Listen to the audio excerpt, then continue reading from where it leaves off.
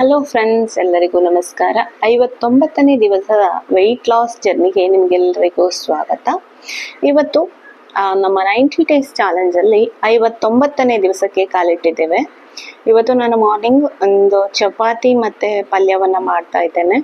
Morning ಎಂದಿನಂತೆ 2-3 ಗ್ಲಾಸಷ್ಟು ನೀರು ಕುಡಿತೇನೆ. ಆದಷ್ಟು ನೀರು ಕುಡೀರಿ. ಸಮ್ಮರಲ್ಲಿ ತುಂಬ ಡಿಹೈಡ್ರೇಷನ್ ಆಗ್ತದೆ. ನೀರು ಕಮ್ಮಿ ಮಾಡಬೇಡಿ.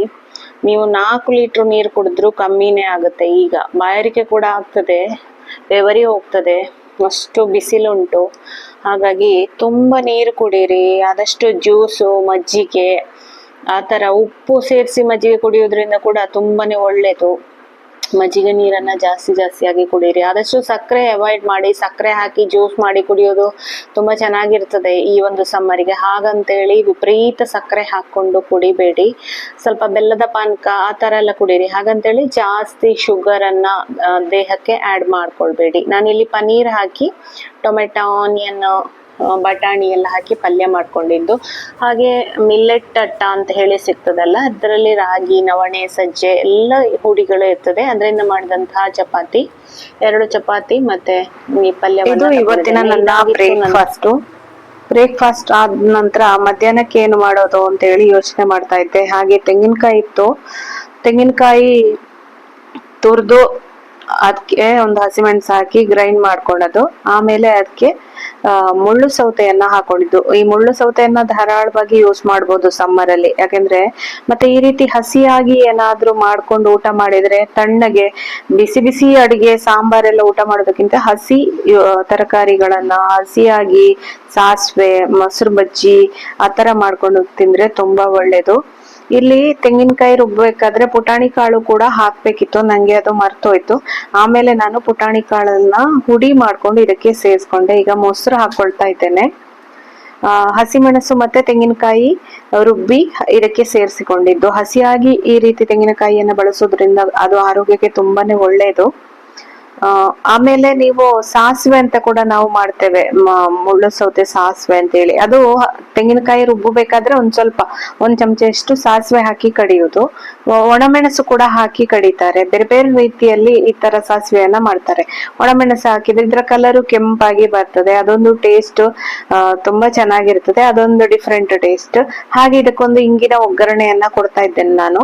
ಸಾಸಿವೆ, ಉದ್ದಿನಬೇಳೆ, ಕರಿಬೇವು, ಒಣಮೆಣಸು, ಹಾಗೆ ಒಂದ್ ಸ್ವಲ್ಪ ಇಂಗು, ಸ್ವಲ್ಪ ತುಪ್ಪ ಹಾಕೊಂಡು ಒಗ್ಗರಣೆ ಮಾಡಿದ್ದು. ಈ ಒಗ್ಗರಣೆಯನ್ನ ಅದಕ್ಕೆ ಹಾಕಿ ಚೆನ್ನಾಗಿ ಮಿಕ್ಸ್ ಮಾಡ್ಕೊಳ್ಬೇಕು. 5-10 ನಿಮಿಷದಲ್ಲಿ ಅಡಿಗೆ ರೆಡಿ ಆಗ್ತದೆ ನಿಮಗೆ. ಈ ರೀತಿ ಮಾಡ್ಕೊಂಡ್ರೆ ಆರೋಗ್ಯಕ್ಕೆ ಕೂಡ ಒಳ್ಳೇದು. ಮತ್ತೆ ಬಿಸಿ ಊಟ ಮಾಡೋದ ಈ ಸೆಕೆಗೆ ಎಂತ ಬೇಡ ಅಂತ ಅನಿಸ್ತದೆ. ಅದಕ್ಕೆ ಈ ರೀತಿಯಾಗಿ ಊಟ ಮಾಡಿದ್ರೆ ತುಂಬಾನೇ ಒಳ್ಳೇದು ಅಂತ ಹೇಳಿ ನನ್ಗೆ ಅನಿಸ್ತದೆ. ಸಾರು, ಅನ್ನ, ಬೋಳ್ಕೊದಿಲು ಆ ತರವೇ ನಾವು ಸಮ್ಮರ್ ಅಲ್ಲಿ ಜಾಸ್ತಿಯಾಗಿ ಯೂಸ್ ಮಾಡ್ತೇವೆ. ಯಾಕೆ ಅಂತ ಹೇಳಿದ್ರೆ ಸಿಂಪಲ್ ಆಗಿ ಇರೋದನ್ನ ಊಟ ಮಾಡಿದ್ರೆ, ಮಸಾಲೆಗಳೆಲ್ಲ ಕಮ್ಮಿ ಊಟ ಮಾಡಿದ್ರೆ ಸಮ್ಮರ್ ಅಲ್ಲಿ ಹೊಟ್ಟೆಗೆ ಹಿತವಾಗಿರ್ತದೆ. ಮಸಾಲೆ ಜಾಸ್ತಿ ತಿನ್ನೋದ್ರಿಂದ ತುಂಬಾ ಬಾಡಿ ಹೀಟ್ ಆಗ್ತದೆ, ಪಿತ್ತ ವಿಕೋಪಕ್ಕೆ ಹೋಗುದು ಅಂತ ಹೇಳಿ ಹೇಳ್ತಾರೆ. ಹಾಗೆ ಪಿತ್ತ ಎಲ್ಲ ಜಾಸ್ತಿ ಆಗ್ತದೆ. ಈ ವಿಪರೀತ ಬಿಸಿಲಿರುವ ಟೈಮ್ ಅಲ್ಲಿ ಜಾಸ್ತಿ ನೀರು ಕುಡಿಬೇಕು. ಮಸಾಲೆ ರಹಿತ ಆಹಾರಗಳನ್ನ ಸೇವಿಸ್ಬೇಕು. ಇದರಿಂದ ಆರೋಗ್ಯಕ್ಕೆ ತುಂಬಾ ಒಳ್ಳೇದು. ಹಾಗೆ ಇಲ್ಲಿ ನಾನು ಪುಟಾಣಿ ಇದೆ ಅಲ್ಲ, ಈ ತರ ಬರುತ್ತಲ್ಲ, ಇದನ್ನ ಸ್ವಲ್ಪ ಪುಡಿ ಮಾಡಿ ಇಟ್ಕೊಂಡಿದ್ದೇನೆ. ಇದು ನಮಗೆ ಪ್ರೋಟೀನ್ ರಿಚ್ ಕೂಡ ಆಗಿರ್ತದೆ. ಆದ ಕಾರಣ ಒಂದು 2 ಸ್ಪೂನ್ ಅಷ್ಟು ಇದರ ಪೌಡರ್ ಅನ್ನ ಇದಕ್ಕೆ ಹಾಕಿ ಮಿಕ್ಸ್ ಮಾಡ್ಬೇಕು. ತುಂಬಾನೇ ರುಚಿಯಾಗಿರುತ್ತದೆ ಈ ಪುಟಾಣಿ ಪೌಡರ್ ಅನ್ನ ಇದಕ್ಕೆ ಹಾಕೋದ್ರಿಂದ. ಹಾಗೆ ನಮಗೆ ಪ್ರೋಟೀನ್ ಕೂಡ ಸಿಗ್ತದೆ. ಫ್ರೆಂಡ್ಸ್, ನೀವು ಕೂಡ ಈ ರೆಸಿಪಿಯನ್ನ ಟ್ರೈ ಮಾಡಿ ಹೇಗ್ ಬಂತು ಅನ್ನೋದನ್ನ ಕಮೆಂಟ್ ಅಲ್ಲಿ ಹೇಳೋದನ್ನ ಮರಿಬೇಡಿ. ಈ ನನ್ನ ವೆಯ್ಟ್ ಲಾಸ್ ರೆಸಿಪಿಗಳೆಲ್ಲ ನಿಮ್ಗೆ ಇಷ್ಟ ಆಗುತ್ತಾ? Weight loss journey videos continue ಹಾಕ್ತಾ ಇದ್ದೇನೆ ನಾನು. ಎಲ್ಲಿ ಕೂಡ ಡಿಸ್ಕಂಟಿನ್ಯೂ ಮಾಡ್ಲಿಲ್ಲ. ನನ್ ಕೆಲವೊಮ್ಮೆ ವಿಪರೀತ ತಲೆನೋವಿದ್ದಾಗ ವಿಡಿಯೋ ಶೂಟ್ ಮಾಡ್ಲಿಕ್ಕೆ ಆಗ್ಲಿಲ್ಲ ಅಂತ ಇದ್ರು ಕೂಡ ನಾನು ಆದಷ್ಟು ಅದನ್ನ ವಿಡಿಯೋ ಶೂಟ್ ಮಾಡಿ ಜಸ್ಟ್ ಕ್ಲಿಪ್ಸ್ ಆದ್ರೂ ಮಾಡ್ತಾ ಇದ್ದೇನೆ. ಕನ್ಸಿಸ್ಟೆನ್ಸಿ ಮೇಂಟೈನ್ ಮಾಡ್ತಾ ಇದ್ದೇನೆ. ಹೀಗೇನೆ ನಾನು 90 ಡೇಸ್ ವೆಯ್ಟ್ ಲಾಸ್ ಅನ್ನ ಕಂಪ್ಲೀಟ್ ಮಾಡ್ಬೇಕು ಅಂತ ಹೇಳಿ ಅನ್ಕೊಂಡಿದ್ದೇನೆ. ತುಂಬಾ ವೆಯ್ಟ್ ಲಾಸ್ ಆಗದಿದ್ರು ಫ್ಯಾಟ್ ಲಾಸ್ ಅಂತೂ ತುಂಬಾನೇ ಆಗಿದೆ. ನನ್ನನ್ನ ನೋಡುವವರು ಹೇಳ್ತಾರೆ, ನೀನ್ ತುಂಬಾ ಸ್ಲಿಮ್ ಆಗಿದ್ದಿ, ಎಷ್ಟು ಕೆಜಿ ಕಡಿಮೆ ಆಯ್ತು ಅಂತ ಕೇಳ್ತಾ ಇರ್ತಾರೆ. ಬಟ್ ನನ್ನ ವೆಯ್ಟ್ ತುಂಬಾ ನಂಬರ್ ಅಲ್ಲಿ ಏನು ತುಂಬಾ ಕಡಿಮೆ ಆಗ್ಲಿಲ್ಲ. ನಾನು 77 ಕೆಜಿ ಇದ್ದವಳು ಈಗ ಕರೆಕ್ಟ್ ಆಗಿ 75 ಕೆಜಿ ಇದ್ದೇನೆ. ಅಂದ್ರೆ ನನ್ನ ಈ ಒಂದು 59 ಡೇಸ್ ಜರ್ನಿಯಲ್ಲಿ ಅಲ್ಲಿ. ಈಗ 90 days ಅಲ್ಲಿ ಈಗ 59 ಆಯ್ತು. ಇವತ್ತಿಗೆ 75 kg ಇದ್ದೇನೆ ಅಂದ್ರೆ 2 kg ನಾನು 50 ದಿವಸದಲ್ಲಿ 2 kg ಕಡಿಮೆ ಆದದ್ದ ಅಂತ ಎಲ್ಲರೂ ಹೇಳ್ಬೋದು. ಬಟ್ ನನ್ನ ಬಾಡಿ ನೋಡಿದ್ರೆ ಅಂದ್ರೆ ತುಂಬಾ ಫ್ಯಾಟ್ ಲಾಸ್ ಆಗಿದೆ. ಅದು ನನಗೆ ತುಂಬಾ ಖುಷಿ ಕೊಡೋ ವಿಚಾರ. ಇದೇ ರೀತಿ ಕನ್ಸಿಸ್ಟೆನ್ಸಿ 90 days ಅನ್ನ ಕೂಡ ಕಂಪ್ಲೀಟ್ ಮಾಡ್ತೇನೆ ನಾನು. ಆಗ ಎಷ್ಟಾಯ್ತು ಅನ್ನೋದಾಗ ನಿಮ್ಗೆ ಲೈವ್ ತೋರಿಸ್ತೇನೆ ನಾನು ಎಷ್ಟು ವೆಯ್ಟ್ ಕಮ್ಮಿ ಆಗಿದೆ ಅಂತ ಹೇಳಿ. 90 days ಕಂಪ್ಲೀಟ್ ಆದ್ಮೇಲೆ ಮತ್ತೆ ಅಲ್ಲಿಗೆ ಸ್ಟಾಪ್ ಮಾಡೋದಿಲ್ಲ. ವಿಡಿಯೋ ಅಂತೂ ಹಾಕದಿದ್ರು ನನ್ನ ಮತ್ತೆ ಕೂಡ ವೆಯ್ಟ್ ಲಾಸ್ ಜರ್ನಿಯನ್ನ ಕಂಟಿನ್ಯೂ ಮಾಡ್ತೇನೆ. ನಾನು ಏನು ವೆಯ್ಟ್ ಲಾಸ್ಗೆ ಯೂಸ್ ಮಾಡ್ತೇನೆ ರೆಸಿಪಿಗಳು ಅದನ್ನೆಲ್ಲ ಶೇರ್ ಮಾಡ್ತಾನೆ ಇರ್ತೇನೆ. ಹಾಗೆ ಅದಾಗಿತ್ತು ನನ್ನ ಲಂಚ್. ಅದಾದ ನಂತರ ಇಲ್ಲಿ ಡಿನ್ನರ್ಗೆ ಇಲ್ಲಿ 2 ಸ್ಪೂನ್ ಅಷ್ಟು ಆಗ ಮಧ್ಯಾಹ್ನ ಮಾಡಿದ ಪುಟಾಣಿ ಪೌಡರ್ ಇತ್ತಲ್ಲ ಅದನ್ನೇ ತಕೊಳ್ತಾ ಇದ್ದೇನೆ. 2 ಖರ್ಜೂರವನ್ನ ಹಾಕೊಳ್ತಾ ಇದ್ದೇನೆ. ಹಾಗೆ ಓಟ್ಸ್ ಅನ್ನ ನೆನ್ಸಿಟ್ಕೊಂಡಿದ್ದೆ, ಓಟ್ಸ್ ಅನ್ನ ಹಾಕೊಳ್ತಾ ಇದ್ದೇನೆ. ಹಾಗೆ ಒಂದು ಬಾಳೆಹಣ್ಣನ್ನ ಹಾಕ್ತಾ ಇದ್ದೇನೆ.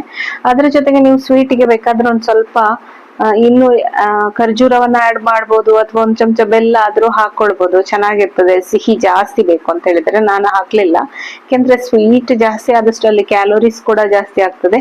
ಹಾಗಾಗಿ ಬೇಡ ಅಂತ ಹೇಳಿ ಇದಕ್ಕೆ ಹಾಲು ಹಾಕಿ ಗ್ರೈಂಡ್ ಮಾಡ್ಕೊಳ್ತಾ ಇದ್ದೇನೆ. ಇಲ್ಲಿ ನಾನು ಓಟ್ಸ್ ಇಂದ ಪಾನ್ ಕೇಕ್ ಅನ್ನ ಮಾಡ್ಕೊಳ್ತಾ ಇದ್ದೇನೆ. ಇಲ್ಲಿ ನೀವು ಇನ್ನು ಸಿನಮನ್ ಸ್ಟಿಕ್ ಇದೆ ಅಲ್ವಾ, ಅದರ ಪೌಡರ್ ಅನ್ನು ಕೂಡ ಹಾಕೊಳ್ಬಹುದು. ಹಾಗೆ ವೆನಿಲಾ ಎಸೆನ್ಸ್ ಕೂಡ ಹಾಕೊಳ್ಬಹುದು. ಇದನ್ನ ಹಾಕಿ ಪಾನ್ ಕೇಕ್ ಅನ್ನ ಮಾಡ್ಬೋದು. ವೆನಿಲಾ ಎಸೆನ್ಸ್ ಹಾಕಿದ್ರೆ ನಿಮಗೆ ಫ್ಲೇವರ್ ತುಂಬಾ ಚೆನ್ನಾಗಿ ವೆನಿಲಾ ಪರಿಮಳ ಬರ್ತದಲ್ವಾ, ಅದಕ್ಕೋಸ್ಕರ ನಾನು ಅದೆರಡನ್ನ ಹಾಕ್ಲಿಲ್ಲ, ಹಾಗೆ ಮಾಡ್ಕೊಂಡೆ. ಮತ್ತೆ ಕೆಲವರು ಈನೋ ಕೂಡ ಹಾಕ್ತಾರೆ, ಪ್ಲಫಿ ಆಗಿ ಬರ್ಬೇಕು, ಸ್ಮೂತ್ ಆಗಿ ಬರ್ಬೇಕು ಅಂತ ಹೇಳಿ ಈನೋ ಪೌಡರ್, ಸೋಡದ ಹುಡಿ ಎಲ್ಲ ಹಾಕಿ ಮಾಡ್ತಾರೆ. ನಾನು ಎಲ್ಲವನ್ನ ಅವಾಯ್ಡ್ ಮಾಡಿದ್ದೇನೆ. ನೀವು ಬೇಕು ಅಂತಿದ್ರೆ ಹಾಕೊಳ್ಬಹುದು. ಸ್ವೀಟ್ ಅನ್ನ ಜಾಸ್ತಿ ಮಾಡಿ ಕೂಡ ಸ್ವಲ್ಪ ಮಾಡ್ಕೊಳ್ಬಹುದು. ಇದು ಮೀಡಿಯಂ ಸ್ವೀಟ್ ಆಗಿದೆ ಅಷ್ಟೇ. ನಾನು 2 ಖರ್ಜೂರ ಹಾಕೊಂಡಿತ್ತು, ಮೀಡಿಯಂ ಸ್ವೀಟ್ ಆಗಿದೆ. ಅದು ಸ್ವಲ್ಪ ಸ್ವೀಟ್ ಕಮ್ಮಿ ಆಯ್ತು ಅಂತ ಹೇಳಿ ಆಮೇಲೆ ನಾನು ಜೇನುತುಪ್ಪ ಮೇಲಿಂದ ಹಾಕಿ ತಿಂದೆ. ಇದು ತುಂಬಾ ಚೆನ್ನಾಗಿರ್ತದೆ. ಒಂದೊಂಥರ ಸ್ವೀಟ್ ಕ್ರೇವಿಂಗ್ಸ್ ಬಂದಾಗ ನಮ್ಗೆ ಈ ತರ ಮಾಡ್ಕೊಂಡು ತಿನ್ಬೋದು. ತುಂಬಾ ಸಾಫ್ಟ್ ಆಗಿ ಬರ್ತದೆ. ಬಾಳೆಹಣ್ಣು ದೋಸೆ ಅಂತ ಹೇಳಿ ನಾವು ಮಾಡ್ತೇವಲ್ಲ, ಅದೇ ಟೈಪ್ ಅಲ್ಲಿ ಓಟ್ಸ್ ಪಾನ್ ಕೇಕ್ ಅಂತ ಹೇಳ್ತಾರೆ. ಯೂಟ್ಯೂಬ್ ಅಲ್ಲಿ ನೋಡಿದೆ ಈ ರೆಸಿಪಿ. ಯೂಟ್ಯೂಬ್ ಅಲ್ಲಿ ಇದ್ರಲ್ಲಿ ಎಗ್ ಹಾಕಿ ಮಾಡ್ತಾರೆ. ನೀವು ಎಗ್ ತಿನ್ನುವವರಾಗಿದ್ರೆ ಇಲ್ಲಿ ಬಾಳೆಹಣ್ಣು ಬದಲಾಗಿ 2 ಎಗ್ ಅನ್ನ ಯೂಸ್ ಮಾಡ್ಕೊಂಡು ಪಾನ್ ಕೇಕ್ ಮಾಡ್ಕೊಳ್ಬಹುದು. ತುಂಬಾ ಚೆನ್ನಾಗಿರ್ಬೋದು. ಅದು ಕೂಡ ಸಾಫ್ಟ್ ಆಗಿ ಬರ್ಬೋದು ಅಂತ ಅನ್ಸುತ್ತೆ. ಮತ್ತೆ ನಿಮ್ಗೆ ಒಳ್ಳೆ ಪ್ರೋಟೀನ್ ಸಿಗ್ತದೆ. ನಂಗೆ ಇಲ್ಲಿ ಪ್ರೋಟೀನಿಗೆ ಅಂತ ಹೇಳಿ ನಾನು ಪುಟಾಣಿ ಕಾಳಿದು ಪೌಡರ್ ಹಾಕೊಂಡಿದ್ದೇನೆ. ಹಾಗೆ ಹಾಲಲ್ಲಿ ಕ್ಯಾಲ್ಸಿಯಂ ಇದೆ, ಬಾಳೆಹಣ್ಣಲ್ಲಿ ಕೂಡ ತುಂಬಾ ವಿಟಮಿನ್ಸ್ ಎಲ್ಲ ಇದೆ, ಓಟ್ಸ್ ಅಲ್ಲಿ ಕೂಡ ಫೈಬರ್ ಸಿಗ್ತದೆ. ಇದಾಗಿತ್ತು ನನ್ನ ಡಿನ್ನರ್. ಫ್ರೆಂಡ್ಸ್, ನಿಮಗೆ ನನ್ನ ವಿಡಿಯೋಸ್ ಇಷ್ಟ ಆದ್ರೆ ಖಂಡಿತ ಲೈಕ್ ಮಾಡಿ. ಹಾಗೆ ಚಾನಲ್ ಅನ್ನ ನೀವು ಫಸ್ಟ್ ಟೈಮ್ ನೋಡೋದು, ಇಷ್ಟವರೆಗೆ ನೋಡಿಲ್ಲ ಅಂತ ಆದ್ರೆ ಖಂಡಿತ ಸಬ್ಸ್ಕ್ರೈಬ್ ಆಗೋದನ್ನ ಕೂಡ ಮರಿಬೇಡಿ. ಹೀಗೇನೆ ಬೇರೆ ಬೇರೆ ಡಯಟ್ ರೆಸಿಪೀಸ್ ಜೊತೆ, ಡಯಟ್ ಜರ್ನಿ ಜೊತೆ ನಾನು ಮತ್ತೆ ಬರ್ತೇನೆ. ಅಲ್ಲಿವರೆಗೆ ನಮಸ್ಕಾರ, ಬಾಯ್ ಬಾಯ್, ಟೇಕ್ ಕೇರ್, ಥ್ಯಾಂಕ್ ಯು.